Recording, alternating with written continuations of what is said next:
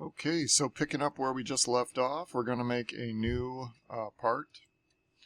So you go new, you hit this plus and you hit create new part studio. You see they're starting to stack up down here. I have part 1, part 2.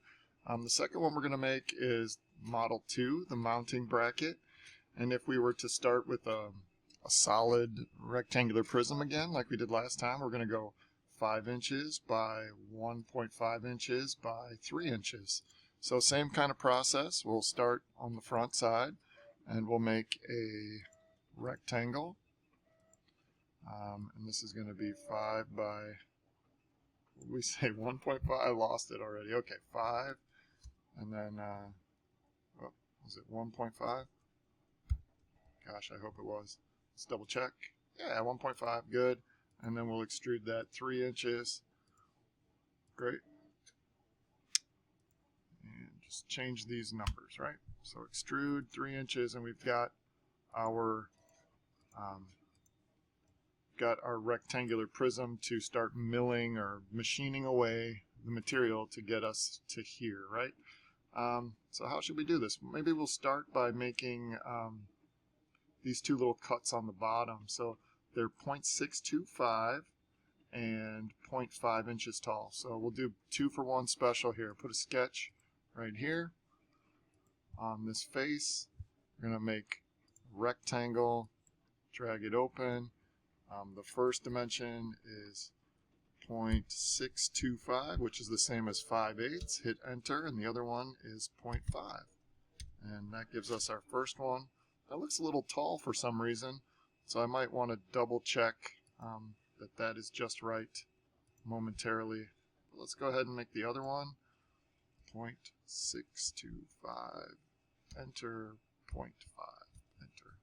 So now we got those two. Let's just double check. I'm seeing 0.625 here, and maybe that's not right. I mean, there's 0.5 right there and 0.75. But that's definitely not 0.5. So what does this 0.5 represent here?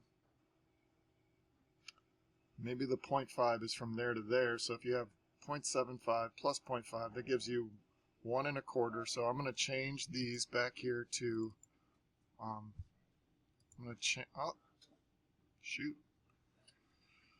Okay, let's get back in the sketch. I'm going to change these to 0.25 because that'll be just right. Bam. Check this out. I'll use an equals constraint to make this equal to this. Oh, it doesn't work like that, sucker. All right, let's just go ahead and escape equal constraint and change this to 0.25. Bam. Sketch could not be solved. All right. Let's delete the equals constraint. Oh my goodness. There it goes. All right. Holy macaroni. Okay, so now we're going to cut these two all the way across. So you hit extrude, remove, through all, and then select your two doodads. So now we've got the base part of this mounting bracket looking good. Come back over here. We've got, let's put in this mega channel going down the middle.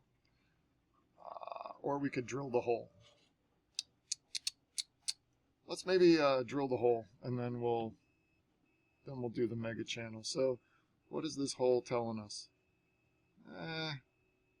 How about we do the mega channel first? So the mega channel is 2 inches wide, centered, and 0.75 inches tall.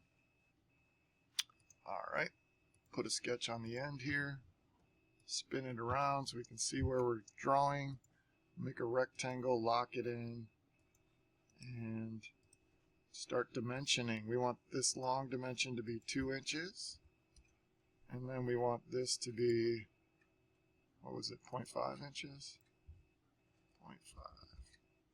So that gets us nice and centered. The height of this was 0.75.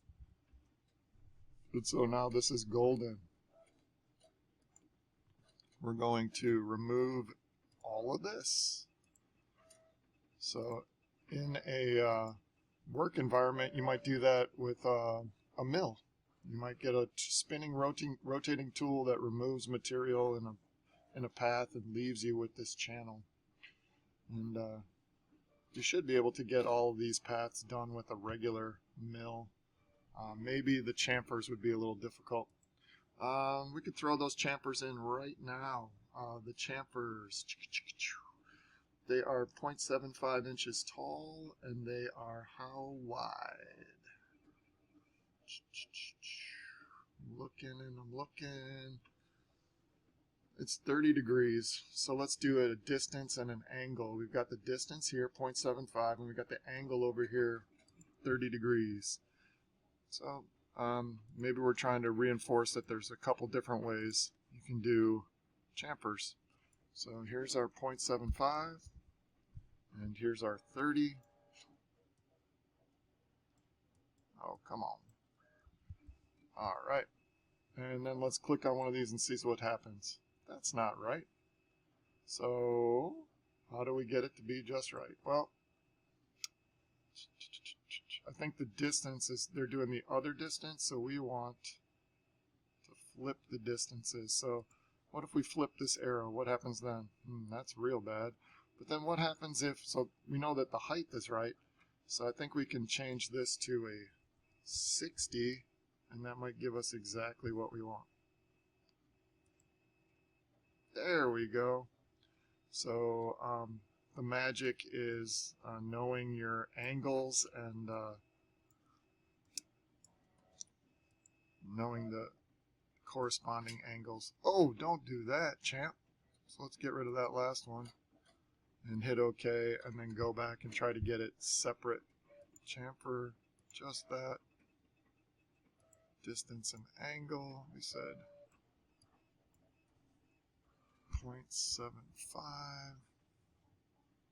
and not 45 but 60. Great. So we got all that. Now the last step for making this one is to stick a hole in it. So the hole is halfway. I think the hole is like centered, right? It's an inch from here and it's 2.5 inches from there. So we're gonna throw a sketch right on this face, and let's look at it. We're gonna put a sketch on this face. Now we're in sketch mode. No, we're not. Why aren't we in sketch mode? Come on, get a sketch on there. All right. And what I like to do for a hole is I like to use the hole tool. So I'm going to come halfway down this line until I get that break out, and then I'll just make a point. And then I know that I'm halfway down the whole piece, so I'm just going to dimension this point from this line 1 whole inch. Bam. Very good, very good. And that's cool. So now we've got a point sitting there, and I'm going to use that point to drill my hole. And the hole is 1 inch in diameter, and I'm just going to assume that it goes through everything. So the hole tool is right here. Boink. It's a simple hole. Goes through, and it's 1 inch in diameter. Click that. Game over. You've got your part.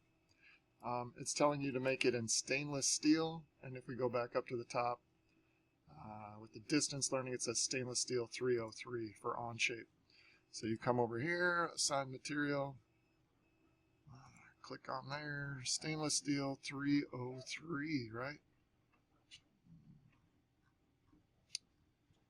Let's see if we can find that. Here's some stainless 303. Boom. So now this one is good to go.